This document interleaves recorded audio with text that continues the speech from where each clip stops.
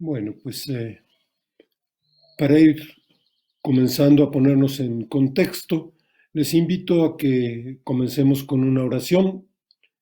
Eh, Hoy especialmente tiene un sentido que normalmente no tomamos en cuenta en el Padre Nuestro, ya lo iremos viendo dentro de un momento. Vamos a comenzar con esa oración que Jesús nos dejó como señal de participación en su misión, como regalo. Y comenzamos como siempre en el nombre del Padre y del Hijo y del Espíritu Santo. Amén. Les invito a que todos, cada quien desde su lugar, digamos juntos el Padre Nuestro. Padre nuestro que estás en el cielo, santificado sea tu nombre, venga a nosotros tu reino, hágase tu voluntad en la tierra como en el cielo. Danos hoy nuestro pan de cada día. Perdona nuestras ofensas como también nosotros perdonamos a los que nos ofenden. No nos dejes caer en tentación y líbranos del mal. Amén.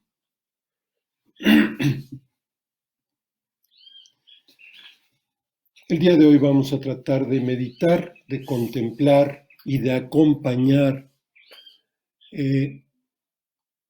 lo que llamamos la pasión del Señor. Ese momento en que Jesús sube a Jerusalén para culminar su misión. El momento en que va a la ciudad considerada el lugar de Dios, la ciudad que paradójicamente va a asesinar al enviado de Dios. Vamos pues a tratar, como decíamos ayer, de contemplar, de sentir, de participar en los sentimientos, en las situaciones que van viviendo no solo Jesús, sino todos aquellos que lo van acompañando y también aquellos que están en contra de Jesús. Vamos a tratar de poner primero un poco de contexto, pero antes de eso, ¿cuál es, digamos, el objetivo de nuestra charla? Pero sobre todo en la meditación, ya saben, esto es una charla que da pistas para que luego ustedes tomen los textos de la Pasión o algunos otros textos, ya les enviaré al final algunos textos, para que puedan meditar durante el día este paso, este momento de la vida de Jesús, este momento de la vida de los primeros cristianos, este momento en que se enfrentan, como actualmente, los ídolos contra Dios, en que los ídolos de este mundo quieren echar a Dios de este mundo, quieren imponer sus procesos, sus modos, sus intereses, porque en realidad ya veremos también que la muerte de Jesús no es simplemente una situación que tenía que ser una situación religiosa, sino es una situación humana que se sigue repitiendo a lo largo de la historia. Entonces, en este sentido, San Ignacio nos invita a sentir profundamente el dolor, la angustia, la desorientación que vive los discípulos de Jesús, desde luego, las mujeres que lo acompañaban, pero sobre todo Jesús mismo. Esta situación que San Ignacio dice cómo desaparece la divinidad, es decir, cómo de alguna manera no solo se oculta a Dios, sino veremos que hay un Dios que desaparece para dejar lugar a una nueva imagen de Dios. Tratar de sentir lo que sienten las personas, de oír lo que dicen, ver lo que hacen y comprender la situación, tratando de ponernos en ese contexto. Por eso vamos a ver, en primer lugar, el contexto en que vive Jesús, el contexto en que se da toda la pasión y de alguna manera poder así comprender qué es lo que ellos están viviendo y poderlo transmitir o retrotraer a nuestro mundo para comprender qué es lo que estamos viviendo en nuestro mundo. Bueno, en primer lugar, quisiera que recordemos que en el mundo de Jesús no hay la división entre político y religioso. En el mundo de Jesús, lo político depende de lo religioso. De hecho, ya veíamos alguna vez, el representante de Dios no es el sacerdote, el representante de Dios es el rey. En este momento se vive una situación especial porque el rey no es propiamente un judío, es decir, bueno, es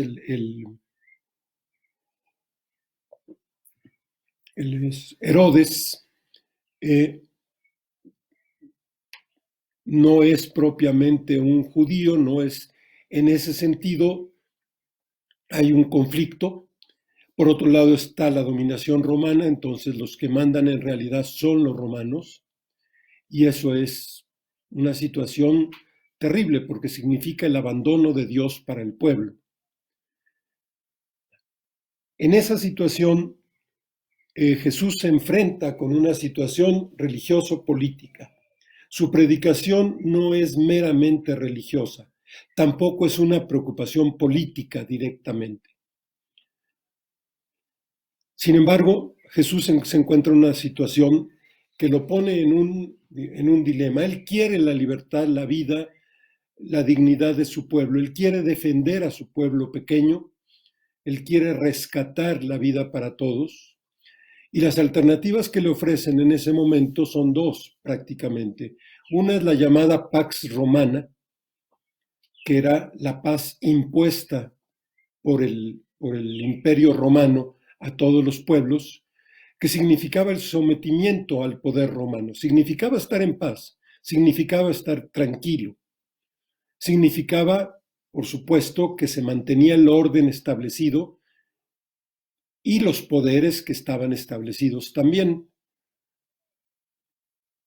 Sin embargo, significaba el sometimiento a Roma, significaba explotación, significaba miedo, significaba despojo del pueblo.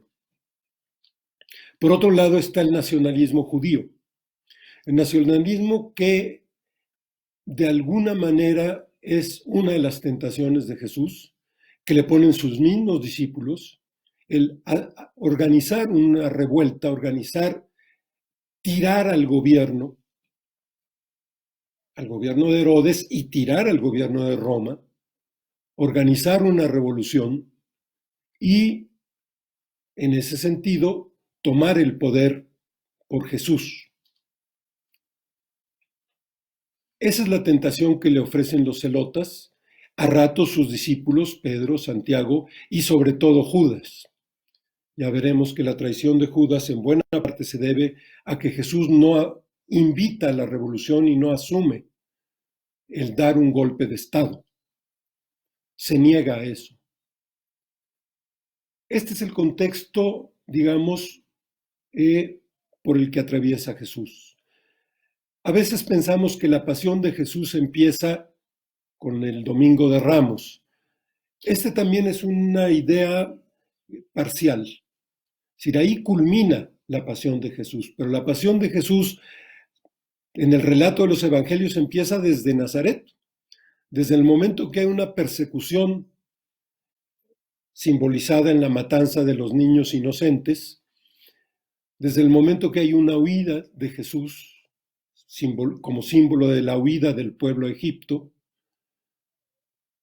desde el momento que hay un desprecio y una explotación de los galileos por parte de Jerusalén. Jesús vive todo eso a lo largo de su vida y por supuesto vive también las vejaciones de los romanos. Jesús vive la suerte de los pobres porque Jesús se ha ubicado, Jesús es un pobre y se ha ubicado entre los pobres. Esa es la primera causa de la persecución contra Jesús. No es todavía una persecución explícitamente religiosa, pero es una persecución real, que en buena parte tiene motivos religiosos. Los galileos son pecadores, son medio herejes, no cumplen con la ley, por eso se merecen el castigo. Jesús vive todo eso en carne propia. Jesús vive la suerte de su pueblo porque ha asumido el lugar de su pueblo. Este es pues un primer contexto. En ese contexto, Jesús va desarrollando su predicación, su anuncio, y va viendo cómo cada vez más, al principio hay una gran aceptación, el pueblo quiere que Jesús le resuelva sus problemas, encuentra en él una especie de esperanza, se entusiasma con Jesús, empiezan los seguidores, pero poco a poco, como Jesús no toma el poder, como Jesús no resuelve el problema del pueblo y más bien invita a que el pueblo se convierta, empieza a perder seguidores, empieza a tener cada vez más oposición, al principio de los fariseos, podríamos decir del aspecto más religioso, que sería el templo sobre todo. Sin embargo, al principio a Jesús parece no importarle el conflicto, porque no es conflicto con los herodianos, con la gente de Herodes, es conflicto con los fariseos. Ellos no tienen poder para matarlo. Bueno, en realidad tienen poder para matarlo, tienen poder porque pueden organizar, como todavía hasta la fecha ha sucedido, el que se le apedree por blasfemo. Sin embargo, ellos no lo pueden condenar a muerte. Al llegar a Jerusalén, en la historia, para que tengan el contexto, el conflicto cambia. Ya no va a ser con los fariseos propiamente, sino que va a ser con los saduceos, va a ser con los sacerdotes y sobre todo va a ser con los herodianos.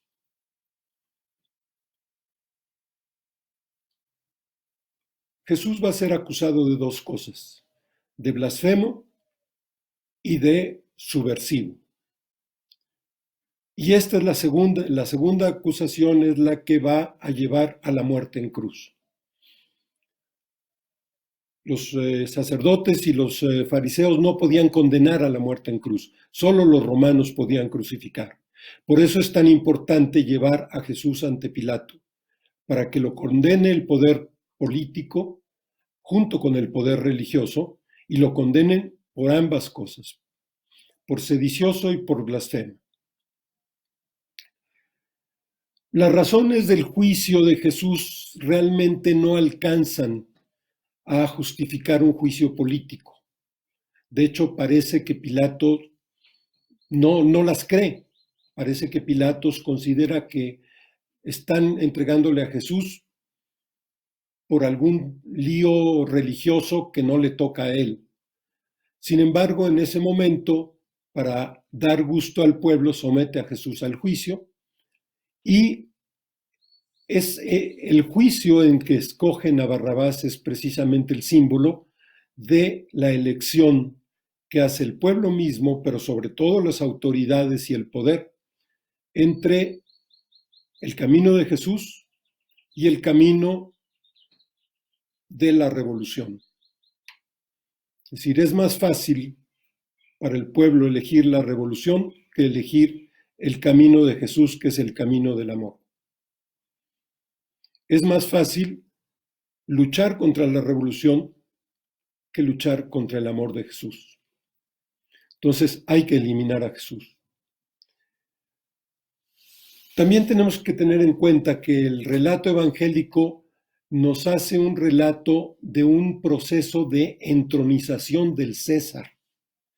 Toda la ceremonia que se nos relata en son de burla, en son de ironía, de cómo toman a Jesús, cómo le ponen un manto, que era el manto de los emperadores, cómo le ponen una corona, que originalmente era la corona de olivo, sin embargo es una corona de espinas, cómo le ponen un cetro y cómo lo proclaman rey de los judíos.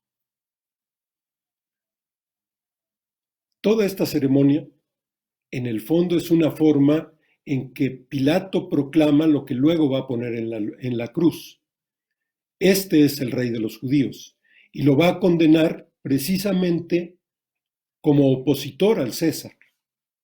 El rey de los judíos era un opositor al César. Y paradójicamente, Pilato coloca a Jesús en el lugar en que Jesús va a ser realmente rey, entre su pueblo pequeño, oprimido, rechazado, destrozado, incluso muerto. Jesús padece el castigo de los esclavos y muere fuera de la ciudad, es decir, muere echado del pueblo, corrido del pueblo. Jesús muere totalmente solo, abandonado, que eso va a ser la queja última de Jesús. Aquí tenemos que tener cuidado de una noción que normalmente puede interferir con nuestra visión, con nuestra comprensión. Tenemos una visión tradicional que nos ha explicado que Jesús es la víctima expiatoria, que Dios de alguna manera, digamos, se cobra en Jesús inocente la culpa de los pecadores. Que Dios manda a Jesús a la muerte. Eso es una blasfemia. Y eso es una imagen terrorífica de Dios. Pero así nos la han enseñado. Una imagen que lleva a considerar el sufrimiento y la muerte como salvadores. Lo que salva es matar, lo que salva es sufrir. Y nos permite también justificar el sufrimiento de este mundo. ¿Sí? Por último, a veces pensamos que Jesús muere por los pecados, para purificarnos religiosamente, para hacernos aceptables ante Dios, como si Dios no nos aceptara siempre. Estas tres visiones, les digo, en el fondo son blasfemas. Y veremos que precisamente contra ellas va a aparecer la muerte de Jesús. ¿Cuál fue la realidad? No es Dios el que manda a Jesús a la muerte. Son los poderes de este mundo, el poder religioso, el poder político y el poder económico, los que van a llevar a Jesús a la muerte, los que lo quieren eliminar y lo van a eliminar, según ellos, definitivamente, crucificándolo. Con miedo, porque temen que el pueblo se levante. Sin embargo, todo ese juicio de Jesús les permite saber que lo van a poder matar impunemente. Jesús no se muere, Jesús no muere, a Jesús lo matan.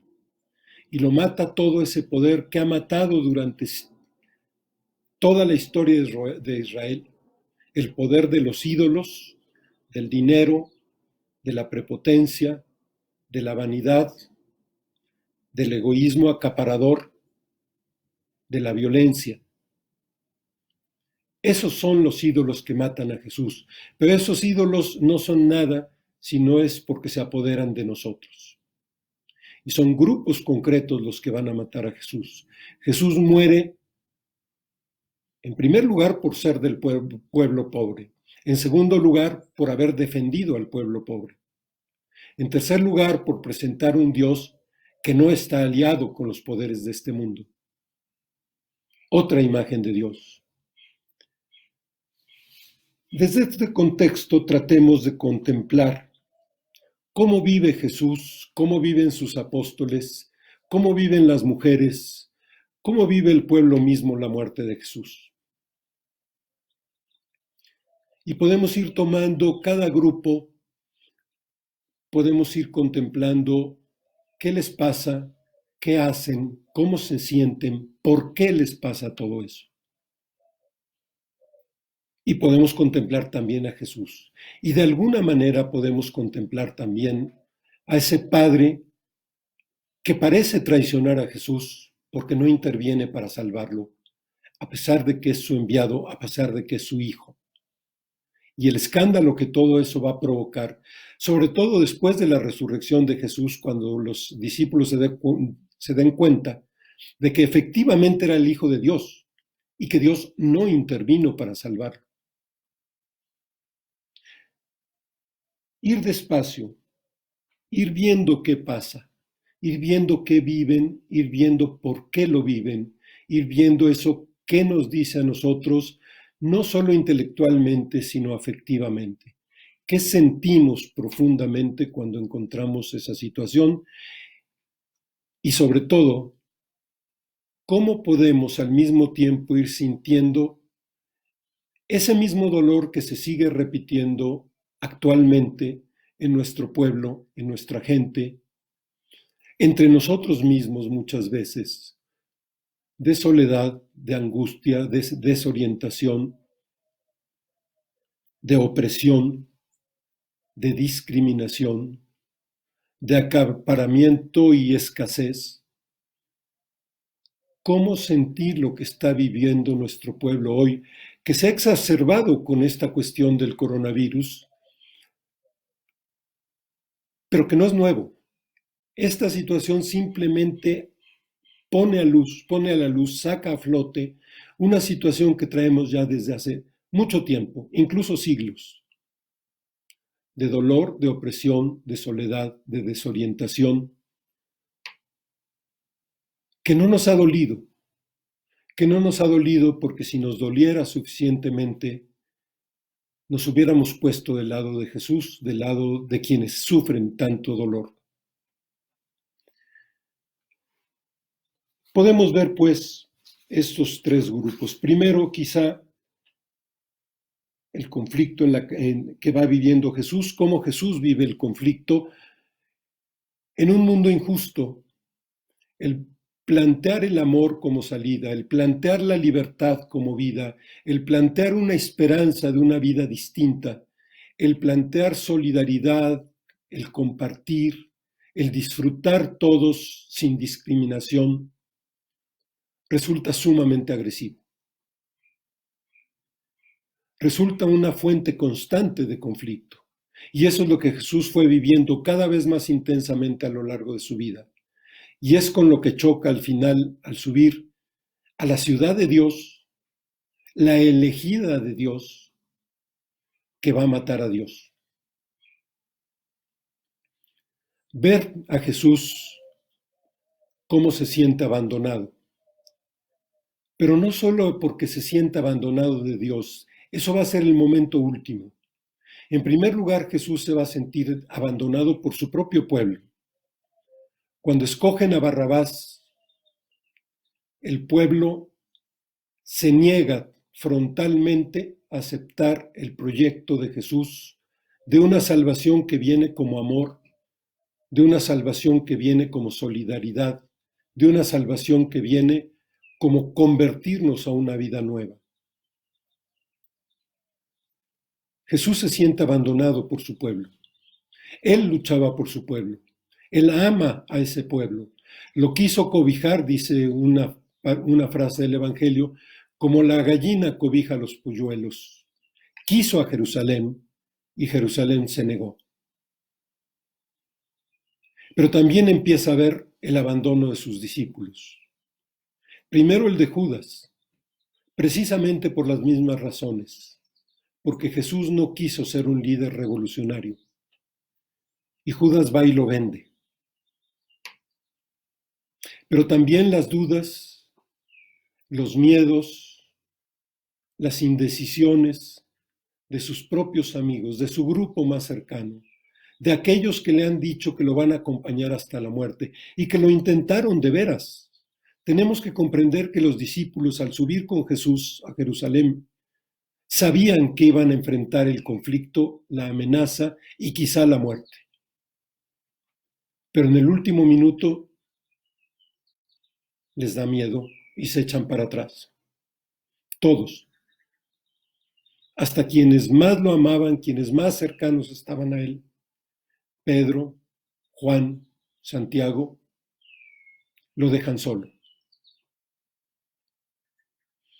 Y es lo que vive Jesús en la oración en el huerto.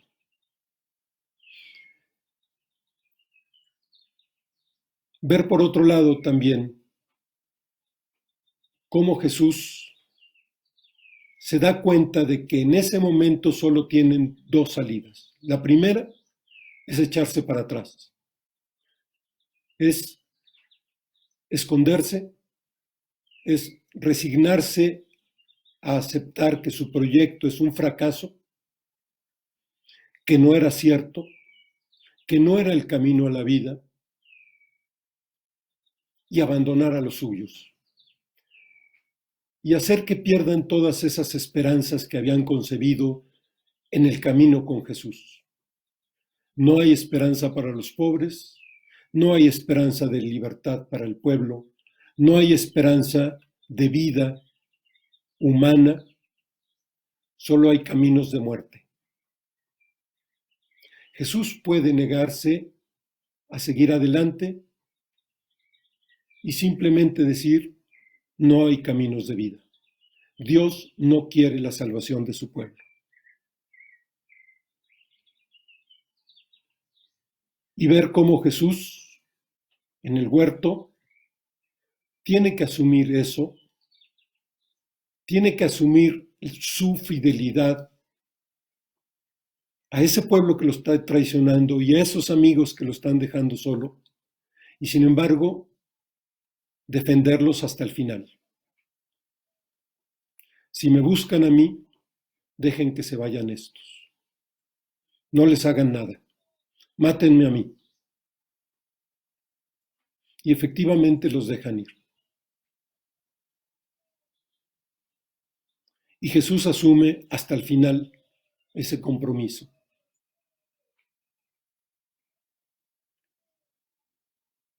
Por otro lado, veamos también quizá al grupo de las mujeres. Las vemos en el acompañamiento durante el camino de la cruz. Las vemos seguir a Jesús, acompañar a Jesús. Son las únicas que se van a atrever. Y son precisamente esas mujeres prostitutas, divorciadas, extranjeras, rechazadas por el pueblo por diversos motivos, las discriminadas, las malditas por el pueblo, las únicas que van a poder acompañar a Jesús.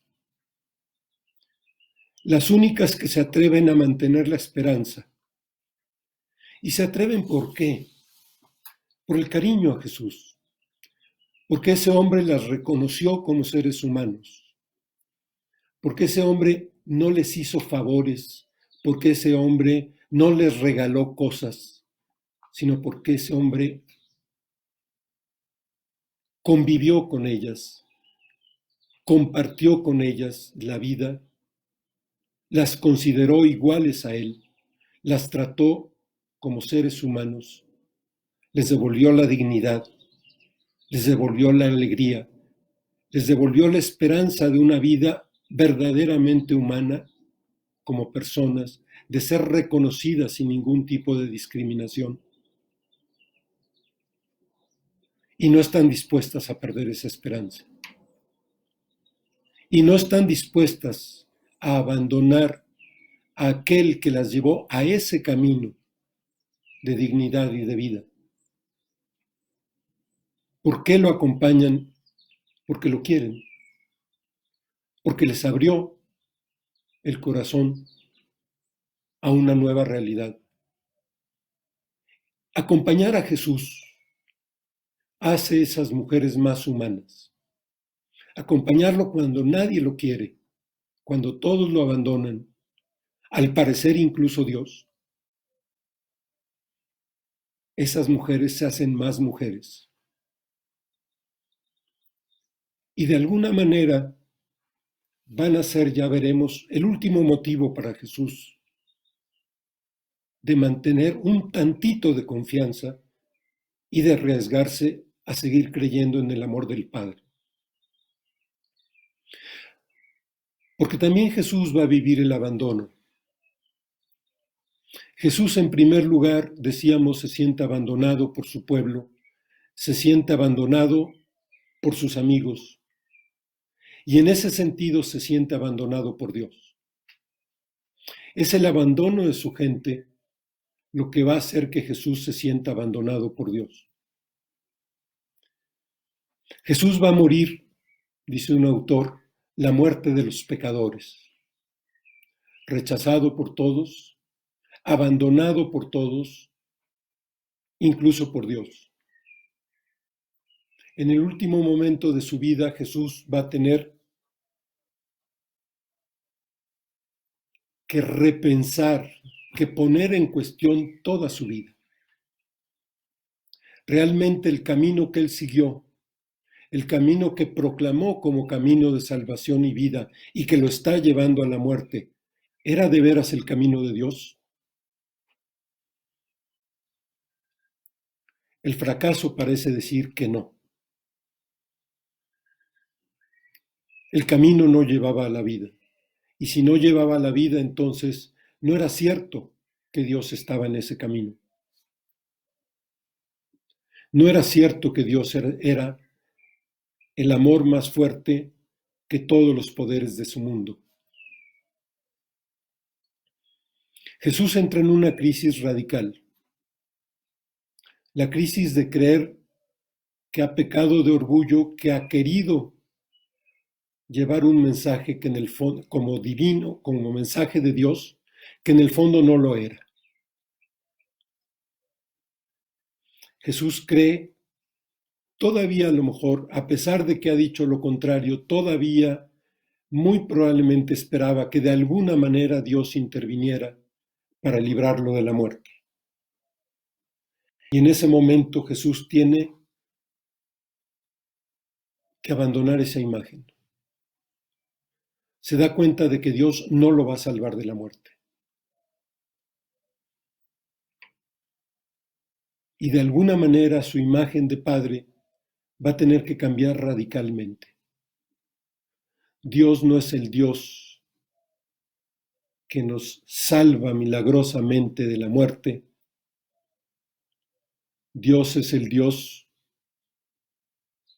que está con los crucificados de la tierra, también crucificado con ellos.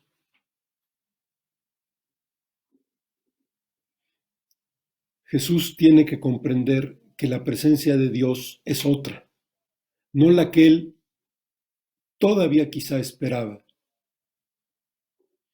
Que Dios es el Dios que comparte el dolor, la muerte, la discriminación de su pueblo. Y que así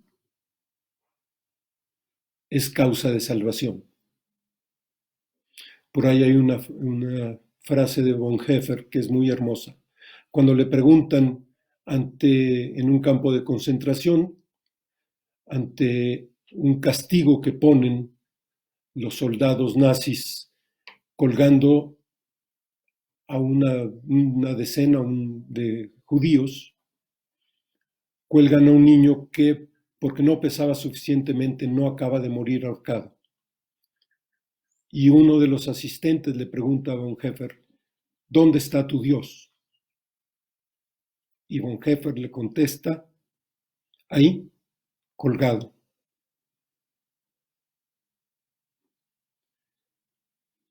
En Jesús Dios muere por nosotros.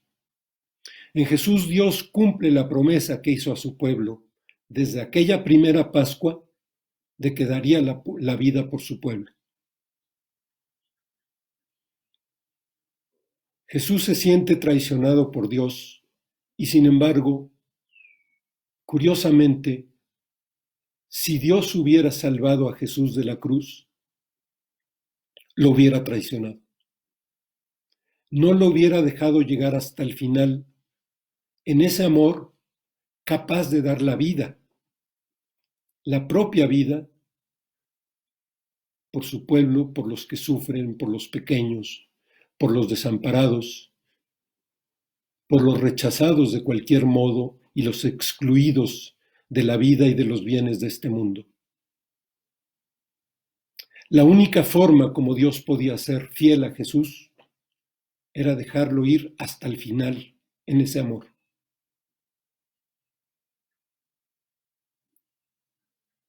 Esa es la salvación de Dios.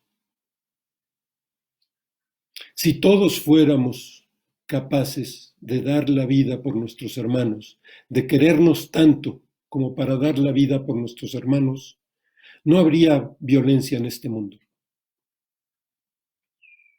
¿Por qué? Porque estaríamos defendiendo todos, a todos, con la propia vida. Porque no pondríamos nuestra vida y nuestros intereses por encima de la vida de nadie. Porque seríamos capaces de amarnos, de cuidarnos, de protegernos y de compartirnos hasta el final. Esa es la esperanza.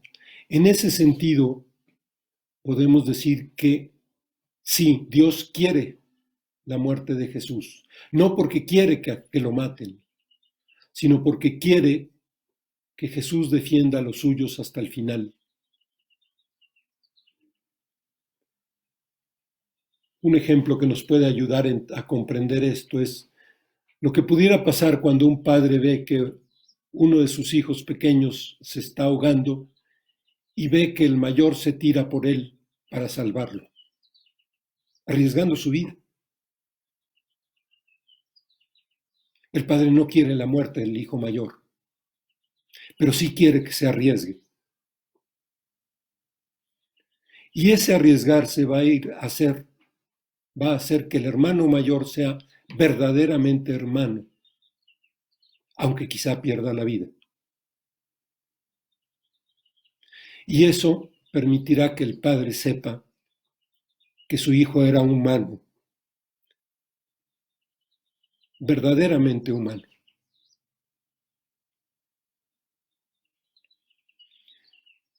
Esto es lo que nos dice la vida y la pasión de Jesús. Esto es lo que nos dice de Dios. Esto es lo que nos dice de nuestro mundo. Y por eso, en cierto sentido, podemos decir que la muerte de Jesús es el juicio final. La muerte de Jesús es el momento en que aparece evidentemente que los poderes de este mundo no pueden hacer más que matar. Que los dioses a los que muchas veces pedimos la vida solo matan, solo destruyen, solo separan, solo aíslan, solo encierran, solo esclavizan. La muerte de Jesús es el juicio definitivo del Padre contra los ídolos. Por eso no es un mero asunto político religioso, es un asunto muchísimo más fundamental, es un asunto de la vida humana. ¿Dónde está la vida y dónde está la muerte?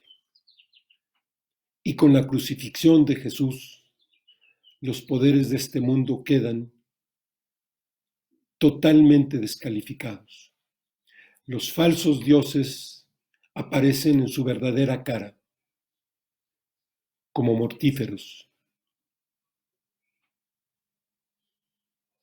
como creadores de la destrucción, de la violencia, de la maldad. Y esos mismos dioses falsos están enfrentándose ahora. La pasión de Jesús no sucedió hace 2000 años. La pasión de Jesús sigue sucediendo en el momento actual. Por eso es tan importante que desde esta comprensión, desde esa experiencia, desde el ver lo que pasa, podríamos decir, lejos de nosotros porque pasó hace 2000 años, podríamos decir que con cierta ventaja, porque después de 2000 años de cierto cristianismo, vemos con simpatía la imagen de ese hombre. Creemos, al menos en teoría, que Jesús de veras es el Hijo de Dios y de veras que su camino es camino de salvación. Luego no lo vivimos, desgraciadamente, ni como iglesias, ni como naciones y a veces ni como personas. Sin embargo, hay una cierta empatía. Ojalá que esa empatía pudiéramos trasladarla a las situaciones que estamos viviendo actualmente, que como les decía, se han exacerbado en este momento y se han vuelto dramáticas por el coronavirus. pero que son las mismas que han existido desde hace cientos de años. Son las mismas que hemos ido generando como cultura, o como incultura más bien, desde hace tantísimo tiempo. Y que son simplemente formas como los falsos dioses destruyen la vida, incluida la nuestra propia, incluida la vida de la naturaleza. Sentir profundamente el dolor de ver tanta destrucción, de ver tanta angustia, de ver tanto dolor en este momento. Y de ver que precisamente los más débiles, los más indefensos, ahora simbolizados, por ejemplo, en los ancianos, son quienes sufren las peores consecuencias. Desde luego simbolizado en tantas gentes que han perdido en este momento su trabajo. Ver la angustia, ver el dolor, ver quiénes se pueden acompañar, quiénes los acompañan en este momento y quiénes los dejan solos, abandonados, porque ya no les sirven, porque ya no les son útiles, porque prefieren su propia seguridad que han puesto en otro lado, no la han puesto en las vidas humanas que los rodean, la han puesto en los dioses del poder político, del poder económico, incluso en unos ciertos dioses religiosos que nos van a salvar mágicamente, como nos lo han prometido desde hace tantísimo tiempo y que en el fondo son los que nos están destruyendo. No hay que discutir, no hay que pensar, no hay que sacar ideologías, no hay que buscar razones, hay que ponernos en ese camino de la cruz, en esa penosa ascensión al Calvario, en la que va el crucificado solo, con todo su dolor, pero con toda su angustia, con todo su miedo, con un pequeñito grupo, de las más impotentes precisamente, de las que no tienen ningún poder, por mujeres, por rechazadas, por pecadoras. Y es el poder del amor de esas mujeres el que va a sostener a Jesús camino a la cruz. Y el que quizá le va a permitir creer que Dios sigue siendo Padre, a pesar de que no intervino para salvarlo. Y es el que le va a permitir llegar al final de su propio amor, dando el amor, dando la vida por aquellos por los que ama.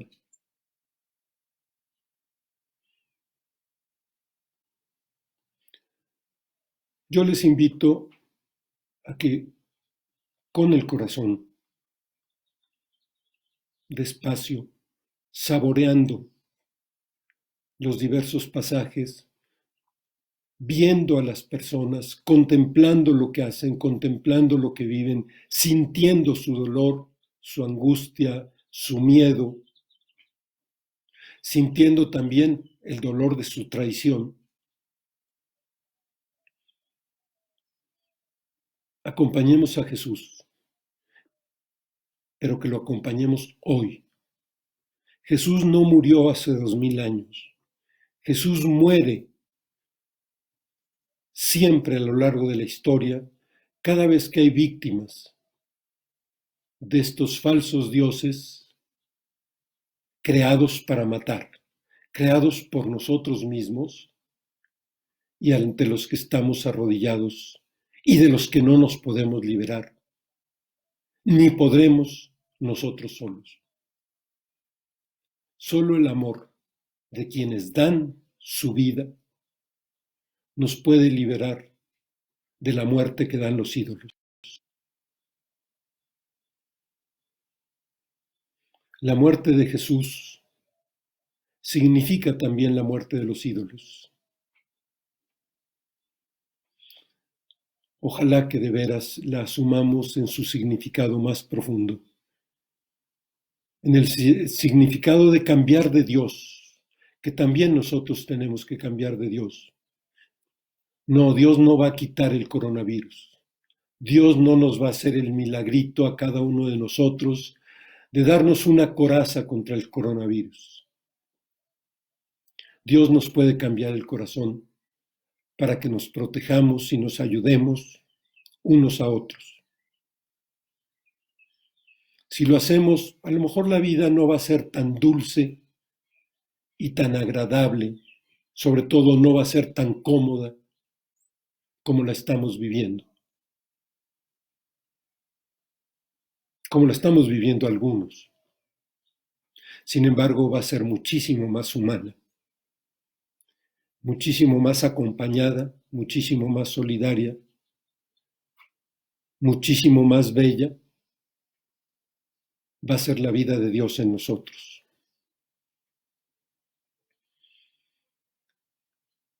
Que el Señor nos ayude a poner el corazón en nuestros hermanos, a ponernos nosotros como se puso Él entre los más pobres, no solo a llevarles cosas, sino a ponernos con ellos. Desde ahí podremos comprender mucho mejor en qué consiste la salvación de Dios. Les digo, es riesgoso, no vamos a estar acorazados. Quizá vamos a sufrir la suerte de los pobres, pero desde ahí podemos vivir la salvación del Dios que está ahí, que está con nosotros siempre desde ahí, que nos está dando la vida desde ahí, que desde ahí nos ha dado a su Hijo, que desde ahí nos da la esperanza, el amor, los hermanos que nos pueden rescatar, acompañar, hacer vivir, hacer libres y hacer humanos.